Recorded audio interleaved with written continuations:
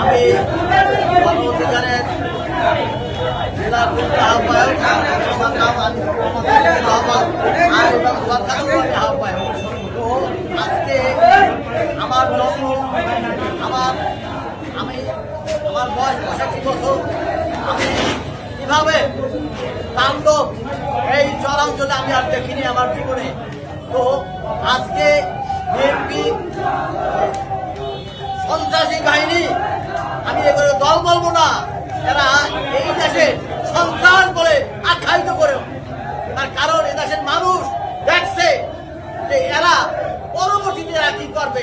আওয়ামী লীগরা করলো, এরাও তাই করলো। শুধু এখানেই শুধু তাণ্ডব করে নাই, এমনকি আমাদের চরকাতো লঙ্কার থেকে শুরু করে রবিবারিয়া বাজারের অফিস চরশিকার অফিস এবং মঙ্গলবাড়ি কাছুরাও আমাদের অফিস ছিল। সকল অফিস আমাদের ভেঙে আমাদেরকে আমরা পরে আমাদের নেতাকর্মী অনেকে আত্মগোপন করে ছিল। তাহলে তাদের যানবাহন রক্ষা করার জন্য তারা বাসার তাগিদে তারা দেশ থেকে তারা হুমকি দেওয়ার জন্য যাতে করিয়া আমাদেরকে মারতে পারে সেই ব্যবস্থা তারা নিচ্ছে। এখনো আমাদের অনেক নেতাকর্মীরা বাইরে হয়ে আসে নাই।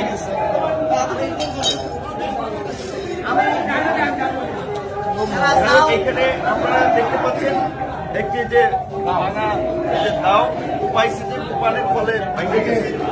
এই যে অফিসের যে অন্যান্য জিনিসপত্র ছিল, চেয়ার টেবিল, এগুলো ভাঙছে। এই যে আমার বিশ্বাস ইউনিয়নের পাশের ইউনিয়ন চরকাত, আমি এটা দেশবাসীকে দেখানোর জন্য আমি এসেছি এবং আমার এই অফিসগুলো আমি ভিজিট করবো। এটা প্রথমেই চরবিশ্বাসের পাশে চরকাত একটা অফিস এসেছি।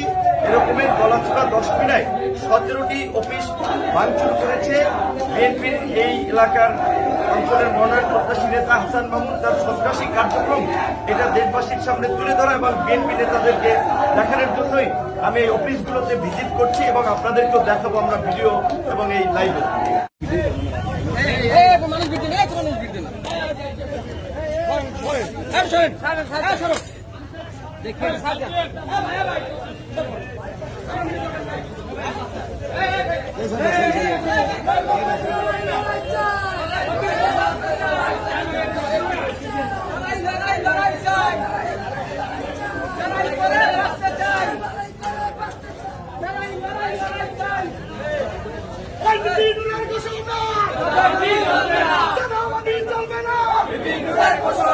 এটা চরকাজল ইউনিয়নের চরশিবা সাংগঠনিক ইউনিয়ন শুক্রবারিয়া বাজার বিভিন্নরের অফিস। এটা একটা ফ্যামিলি বাসা, উপরে একটা মহিলা মাদ্রাসা। এখানে বিএনপির কিছু সন্ত্রাসী বাহিনী হাসান মামুনের নির্দেশে রাত্র 12টা বাজে তখন তারা ভাঙচুর করে এবং আমার মহিলার ছাত্রছাত্রীরা অনেক ভয় বৃদ্ধি পেয়েছে। এই আমি সরকারের কাছে এই বিচার চাই এবং বিগত 50 বছরও আওয়ামী লীগের আমলেও আমরা দেখি নাই এরকম সন্ত্রাসী কার্যকলাপ যারা বিএনপি যা করেছে। এবং আমার নেতা কর্মী চরশিবার নেতা কর্মীরাও তারা বাড়িতে থাকতে পারতেছে না, তাদেরকে ভয়ভীতি দেখাচ্ছে, তাদেরকে মার দেবে এবং হুমকি দেবে, বাড়িতে থাকতে দেবে না, গুম করবে, এই বলে তাদেরকে হুমকি দিচ্ছে দৈনিক। এটা হচ্ছে আমরা 3 নম্বর কার্যালয়। এর আগে দেখিয়েছিলাম চরকাজলের মঙ্গলবাড়িয়া বাজারের যে কার্যালয়, তারপরে ছিল রবিবাড়িয়া বাজারের দুটো কার্যালয়। এটা হচ্ছে চরশিবা শুক্রবারে বাজারের আমাদের আওয়ামী কমিশনের। এইখানেও একইভাবে একেবারে এই পাকিস্তানি আমলে 71 যেভাবে রাতের অন্ধকারে বর্বর হামলা হয়েছে এই অঞ্চলে, এই অঞ্চলের নব্য ফ্যাসিস্ট হিসেবে গজিয়ে ওঠা হাসান মামুনের নেতৃত্বে তার গুন্ডা বাহিনী এই রাতে এই কার্যালয়গুলো ভাঙচুর করেছে। আমাদের নেতা কর্মীদের অনেক জায়গায় বাসা বাড়িতেও হামলা চালিয়েছে।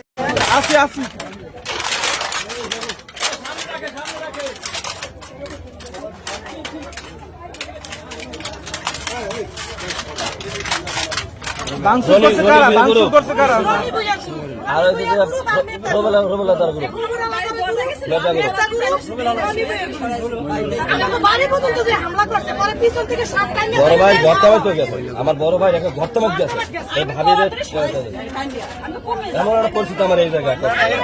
এরকম হয় এটা তো বুঝেন আপনারাও কিভাবে ওই যে যেভাবে মোকাবেলা করছেন আমরা মোকাবেলা করছি।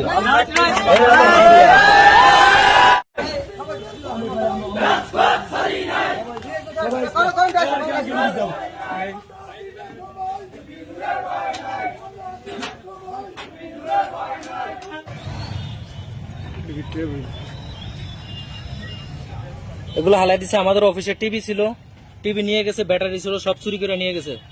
আমাদের এই চরকাজল 8 নং ওয়ার্ড হাজিরাট বাজার, আমাদের এই ক্লাব রাত্রে আইসা ভাঙচুর কইরা ব্যানার ট্যানার সব পুড়ে ফেলাইছে। গতকালকে রাত্রে আবার আমাদেরকে হাজিরাট বাজারে থাকতে দিবে না, আমাদের বাড়ি থেকে উঠে নিয়ে যাবে, আমাদেরকে হামকি দুমকি।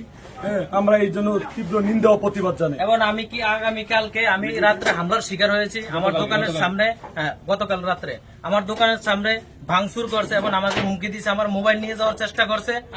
আমার পোস্ট বিএনপির যেন পোস্ট করছি আমি ওগুলা কাইটালাই যেন ওগুলা আমাকে হুমকি দেওয়া হয়েছে। সোহাগ হালাদার, রিয়াজ মিজি, তারপর ইশতাক রহমান, রাব্বি, কাশেম ব্যাপারী, ওই পরে হয়েছে হারুন। অভিজ্ঞানসে কোন সময় রাত্রে 6 নম্বর একদিনে অফিস, যেটা আমরা এর আগেও বলেছি যে চরকাজুলে আরো কয়েকটা ভাঙা অফিস দেখিয়েছি, আমি নিজে পরিদর্শন করতে আসছি। হ্যাঁ, আপনারা এটা দেখেন, দেশবাসীও দেখেন যে এই বিএনপির ছাত্র দলের এক সময় শীর্ষ সন্ত্রাসী ঢাকা বিশ্ববিদ্যালয়ের শিক্ষার্থীদের উপরে নির্যাতনের সময় আলোচনা করছিল। এখন এলাকা থেকে নির্বাচন করবে বিএনপির পক্ষ থেকে, সেই জন্য সে গণ অধিকার পরিষদের জনপ্রিয়তা দেখে এই গণ অধিকার পরিষদের আমরা এই তাণ্ডব চালাচ্ছি।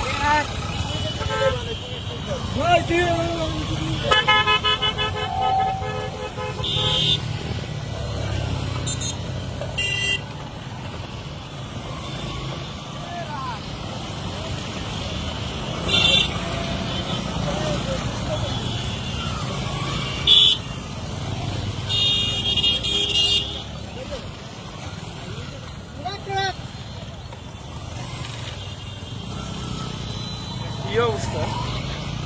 এর শেষ কোথায়? এর শেষ কোথায়?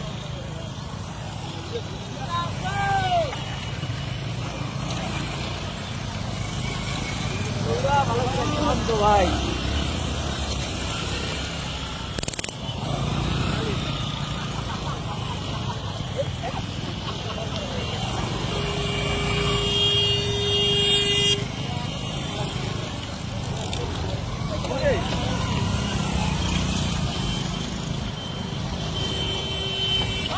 Like